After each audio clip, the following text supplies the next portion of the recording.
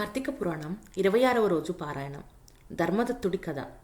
కార్తీక మాస విశిష్టతను, వైభవాన్ని, కార్తీక వ్రతమహత్యం గురించి తెలుసుకున్న పృథు చక్రవర్తి ఇంతకుముందు ఎవరెవరు ఆయా వ్రతాన్ని ఆచరించారో ఆ వ్రత విశేషమేమిటో తెలుపవలసిందిగా నారద మహర్షిని కోరుతాడు. అప్పుడు నారదుడు ఈ విధంగా చెప్పడం మొదలు పెడతాడు. సహ్యాద్రి పర్వత ప్రాంతంలో ధర్మదత్తుడు అనే ఒక బ్రాహ్మణుడు ఉండేవాడు. ఆయన మహా ఆచారవంతుడు, నియమనిష్టలు కలిగినవాడు. కార్తీక మాసంలో ఆయన మరింత భక్తి శ్రద్ధలతో జీవితాన్ని కొనసాగిస్తూ ఉంటాడు. కార్తీకంలోని ఒక రోజున ఆయన నదీ స్నానం చేసి దైవ దర్శనానికి వెళుతూ ఉండగా దిగంబరంగా ఉన్న ఒక రాక్షసి ఎదురవుతుంది. దానిని చూడగానే ఆయన భయపడిపోతాడు. ఆ సమయంలో ఆయన తన తడి జుట్టును సరిచేసుకుంటాడు.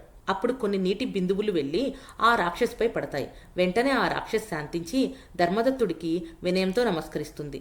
హఠాత్తుగా ఆ రాక్షసి అలా మారిపోవడంతో ధర్మదత్తుడు ఆశ్చర్యపోతాడు. అతని కారణంగా తనకి పూర్వజన్మ స్మృతి కలిగిందని ఆ రాక్షసి చెబుతుంది. పూర్వజన్మలో సౌరాష్ట్ర ప్రాంతంలో నేను ఒక బ్రాహ్మణుడికి భార్యగా ఉండేదాన్ని. అయితే ఎప్పుడూ కూడా భర్తతో గొడవలు పడుతూ ఉండేదాన్ని.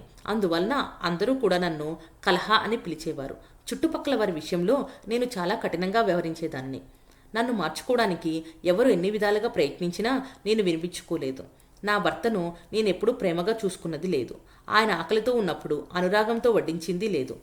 దాంతో ఆయన మరో వివాహం చేసుకోవాలని నిర్ణయించుకున్నారు. ఈ విషయం తెలియగానే నేను విషం తీసుకొని మరణించాను.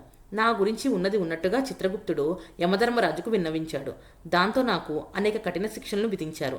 చివరికి ప్రేత శరీరంతో 500 సంవత్సరాలుగా ఆకలితో తిరుగుతూ ఉన్నాను. పుణ్యాత్ముడివైన నీ కారణంగా నువ్వు చేసిన కార్తీక నదీ స్నానపు నీటి బిందువులు నాపై పడడం వలన నాకు పూర్వజన్మ స్మృతి కలిగింది అని చెబుతుంది. ఇక నేను ఈ ప్రేత శరీరంతో ఉండలేను. ఈ ప్రేత శరీరం నుంచి విముక్తిని పొందడానికి నేను ఏం చెయ్యాలి? 100 సంవత్సరాలుగా అనుభవిస్తున్న ఈ బాధ నుంచి నేను ఎలా బయటపడాలి అని కలహ అడుగుతుంది. అందుకు ధర్మదత్తుడు స్పందిస్తూ, పుణ్యకార్యాలను ఆచరించడం వల్లనే ఇలాంటి దారుణమైన పరిస్థితులు రాకుండా ఉంటాయి. కానీ ప్రేత శరీరంలో ఉన్న నీకు దాన ధర్మాలు, వ్రతాలు, నోములు ఆచరించే అవకాశం లేదు. అందువలన నీ ప్రమేయంతో, నీ ప్రయత్నంతో ఈ స్థితి నుంచి విముక్తిని పొందడం సాధ్యం కాదు. నేను ఆచరించిన కార్తీక వ్రతంలోని కొంత పుణ్యాన్ని నీకు దారపోస్తాను.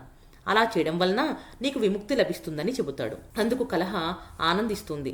ధర్మదత్తుడు కార్తీక వ్రతం చేసిన పుణ్యం నుంచి కొంత పుణ్యాన్ని ఆమెకు దారపోస్తాడు. ఆ వెంటనే కలహకు ప్రేత శరీరం నుంచి విముక్తి కలుగుతుంది. ఆమె కోసం విష్ణుదూతలు దివ్య విమానంలో వస్తారు. ఎవరో తెలియని ఒక స్త్రీ కోసం ఆయన పుణ్యంలో కొంత దారపోసినందుకు ధర్మదత్తుడికి విష్ణుదూతలు అభినందిస్తారు.